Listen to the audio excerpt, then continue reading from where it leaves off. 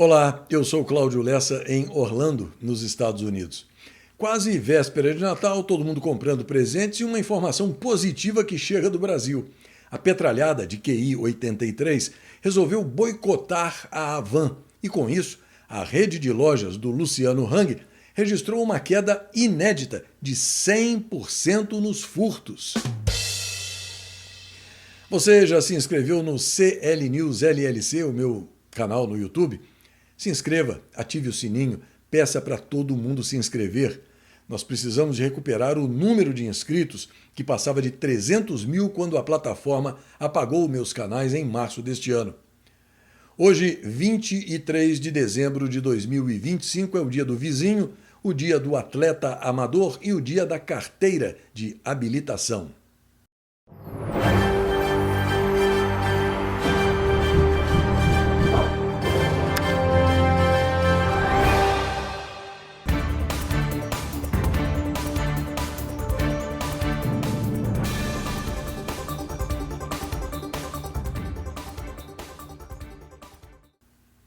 Os indicadores financeiros mostram dólar e euro avançando, bolsa de valores recuando, Bitcoin em alta, IPCA e Selic na mesma e alta do grama do ouro. Antes das notícias de hoje, o aviso de que, a partir de amanhã, o CL News, o Jornal dos Jornais e o segmento de orações dá um descanso a você. E eu aproveito para recarregar as baterias, só retornando no dia 2 de janeiro, sexta-feira. Na terra onde os bandidos prendem os generais, o satânico psicopata golpista, mentiroso e assassino, autorizou a cirurgia de Jair Highlander Bolsonaro no Natal, mas vetou o telefone celular e visitas dos filhos. O doente mental também concedeu prisão domiciliar humanitária ao general Augusto Heleno, condenado pelo Sindicato do Crime pela psicodélica participação numa delirante tentativa de golpe de Estado após as eleições de 2022. O doente mental, com sangue nas mãos, acatou o pedido da defesa do militar, mas, para não perder a pose de mal, determinou o uso de tornozeleira eletrônica e outras medidas cautelares. Esta foto, publicada hoje pelo Diário Oficial da Ditadura Petralha, o carioca O Globo, mostra a covardia e a injustiça que hoje imperam no Fazendão. Um general de 4 estrelas, um homem que a vida toda se dedicou a servir ao Brasil de forma honrosa, foi colocado na vala dos indignos, foi humilhado pelo status quo. E, o pior, sem entender muita coisa do que está passando, pois ele sofre do mal de Alzheimer. Isto é uma vergonha para o Exército Brasileiro. Isto é uma vergonha para as pessoas de bem. Isto é o fundo do poço. Enquanto isso, as provas da ingerência de membros dos mais altos poderes desta republiqueta de bananas, tanto no caso da farra do INSS quanto do Banco Master, estão protegidas por sigilo de 100 anos, indevidamente aplicados por um participante do grupo em suspeição. O que nos falta mais? Mais nada. O Fazendão, nesses tempos, está sob influência direta do capiroto, que trava uma intensa guerra espiritual. Em nada o Brasil está diferente da Venezuela. Aliás, o Brasil está em uma situação pior, porque o tirano lá de Caracas está prestes a ser deposto. Mas, como dizia Chico Xavier, tudo passa. Rezemos, confiemos e esperemos. O senador emerdebista por Sergipe, Alessandro Vieira, afirmou que vai coletar assinaturas depois do recesso parlamentar para a abertura de uma comissão parlamentar de inquérito, como se isso fosse resolver alguma coisa, né? Para investigar as denúncias envolvendo um contrato entre o Banco Master e o escritório de Dona Vivi Barsi, advogada que é casada com o satânico psicopata golpista. Segundo Alessandro Vieira, o acordo, avaliado em 129 milhões de reais, estaria fora dos padrões da advocacia e envolve ainda suspeitas de atuação direta do magistrado em favor da instituição financeira. Poxa vida, e contaram isso para ele só agora? Na Gazeta Brasil, a informação de que o Real e o Ibovespa tiveram um dia de forte valorização após o estresse da sessão anterior. Movimento sustentado pela divulgação de um dado de inflação considerado benigno no Fazendão. O IPCA divulgado pela manhã indicou inflação abaixo do teto da meta do Banco Central para 2025, fixado em 4,5%, com uma projeção em 4,4%, o que reforçou a percepção de que a autoridade monetária poderá abrir espaço para cortes na taxa básica de juros antes do previsto. O cenário de inflação mais controlada tende a favorecer os ativos de risco no mercado doméstico, impulsionando tanto a bolsa quanto a moeda brasileira. Nesse contexto, o dólar perdeu força frente ao real e encerrou a segunda sessão da semana em queda de 0,95%, cotado a R$ 5,531. Aqui nos Estados Unidos, o Produto Interno Bruto do terceiro trimestre cresceu 4,3%, depois do aumento de 3,8% no segundo trimestre.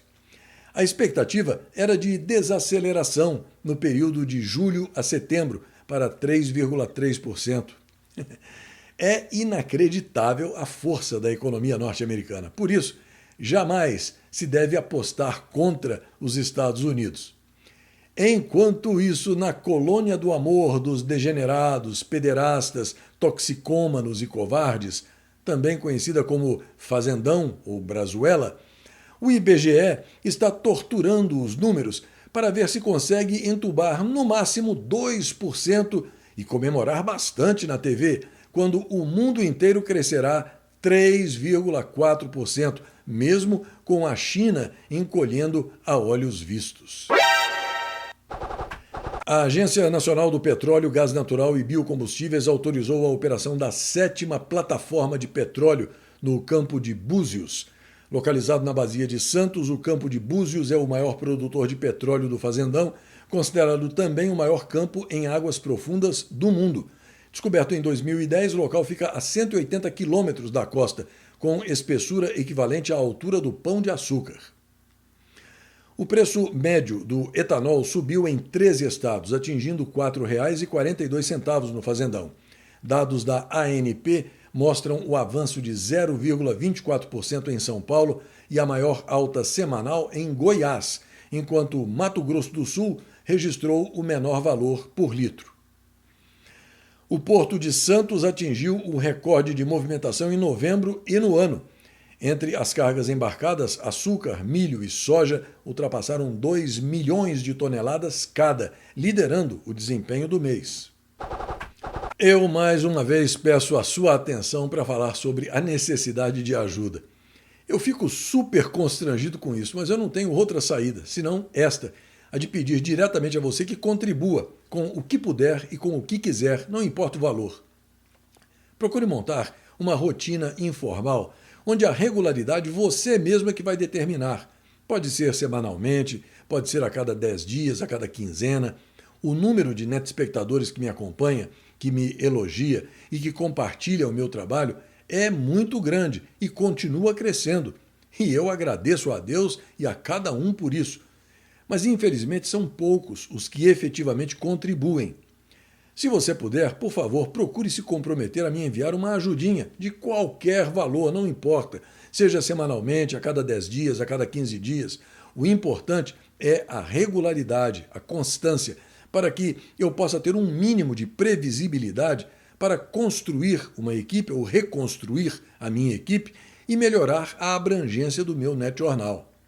Mais uma vez, eu agradeço a sua atenção e peço sinceras desculpas por essa chateação, por esse constrangimento.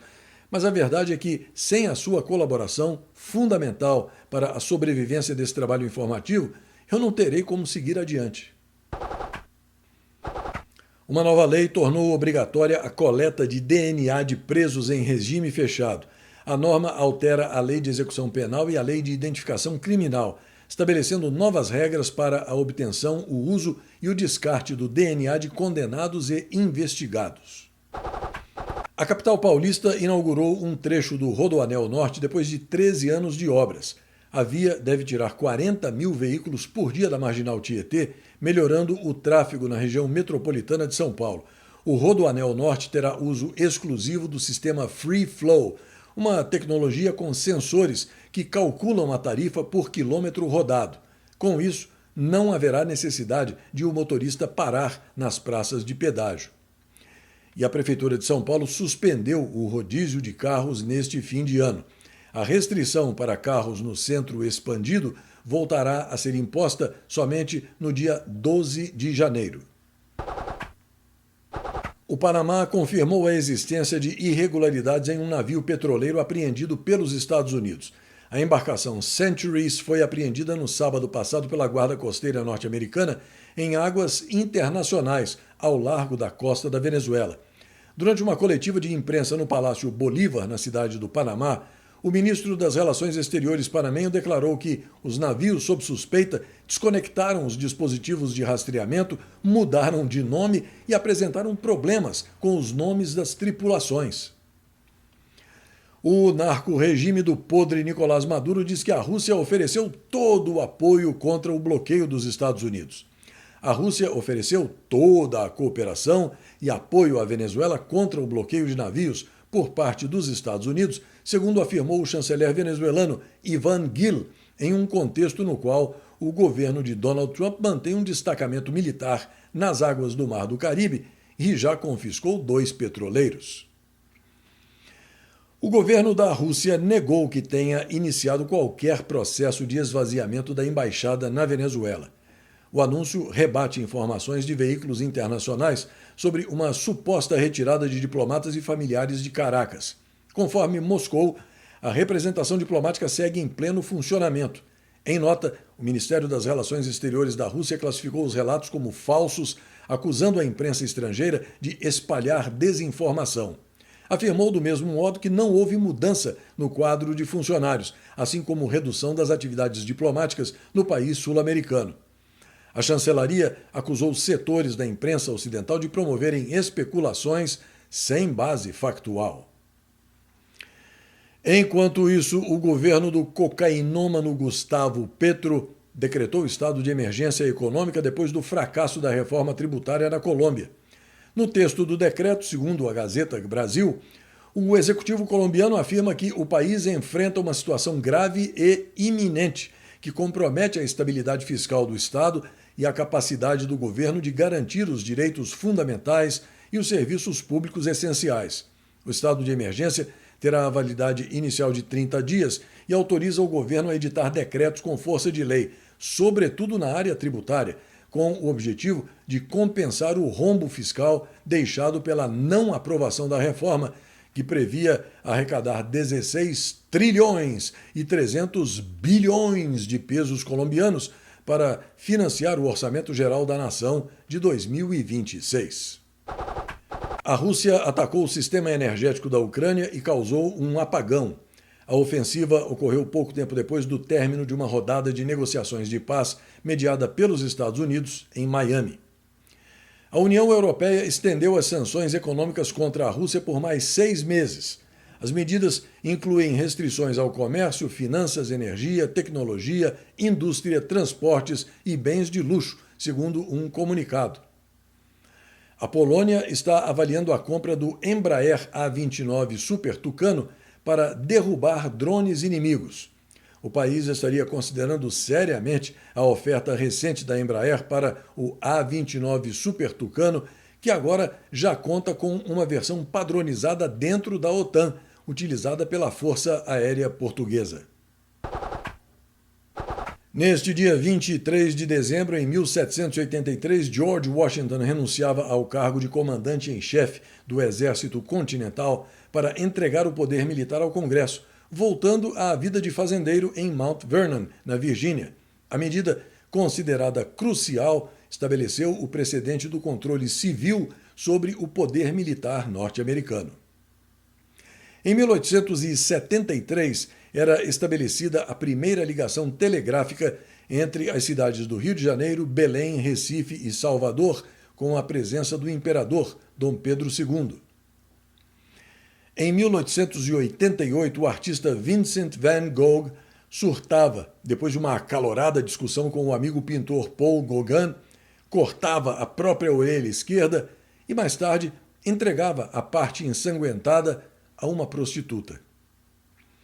Em 1947 ocorria a primeira demonstração do transistor nos laboratórios Bell. Em 1954, o primeiro transplante renal bem-sucedido era realizado em Boston pela equipe do cirurgião Joseph Murray. Em 1970, a Torre Norte do World Trade Center em Manhattan, Nova York, com altura de 417 metros, se tornava, na época, o edifício mais alto do mundo. Em 1979, unidades militares da União Soviética ocupavam Cabul, a capital do Afeganistão. E em 2002, um MQ-1 Predator norte-americano era abatido por um MiG-25 iraquiano no primeiro combate entre um drone e uma aeronave convencional. Esta última edição de 2025 do CL News está quase terminando, mas como sempre, eu aproveito para agradecer a você, lembrando que os números do Pix estão aí ao meu lado, como sempre, porque a sua ajuda constante e de qualquer valor é fundamental e sem ela eu não terei como prosseguir. No canal do YouTube você pode acompanhar o Jornal dos Jornais, que vai ao vivo todas as manhãs, além do CL News e do segmento de orações, publicados no começo da noite. Além do YouTube, você pode fazer o mesmo pelo meu website. Acesse e guarde o link clnewsoficial.com nos favoritos do seu navegador. Aqui vai um forte abraço para o Cláudio Antônio Carvalho da Silva, para o Salvador Mosca Filho, Simone Andréa Batista Ubenzé, meu amigo Wilson Paralovo da Silva, José Carlos Bonfim, Aleph Andrade Sena Souza, Ivone Rossini de Carvalho, Lúcia Elizabeth S. Dumont, Java Maria de Almeida, Paulo Teixeira Drummond, Ronaldo Rubens Marcolino, Heitor Henrique Stacciarini, Sérgio Alexandre Machado, Adomir Lucena, Alex Baani, Maria da Conceição Feitosa Souza e para a Cida Rocha. E mais uma coisinha. Depois de tudo o que tem sido mostrado, culminando agora com essa exibição enojante de prostituição judiciária envolvendo marido e mulher, e cujo nome social é advocacia administrativa, não há a menor dúvida de que defender ou até mesmo tolerar essa quadrilha criminosa, sob qualquer aspecto, é o nível mais degradante e mais paulo freireano a que um ser humano pode chegar. E preste atenção numa coisa muito séria. Não é só a roubalheira e a injustiça que destroem o fazendão. Ele é destruído também pelo silêncio de quem assiste e não faz nada. Eu volto na sexta-feira, 2 de janeiro, ou em edição extraordinária. Vai que, né? Desejo a você um Feliz Natal e um 2026 de muita alegria, muita disposição, muita harmonia, superação de desafios e de obstáculos, realização pessoal e muita prosperidade. Até o ano novo!